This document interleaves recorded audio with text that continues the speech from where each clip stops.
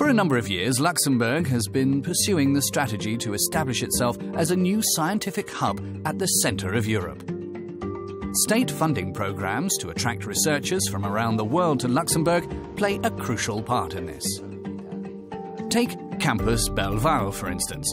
In the span of a few years, a zone of smokestack industries has given way to research institutes of future technologies. One major focus is biomedicine, with research on human metabolism, microbial communities, and neurodegenerative diseases.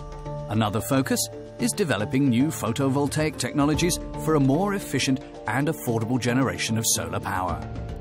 Other experts from the university are studying how learning processes have changed in the complex modern world. Their expertise on test design is in international demand.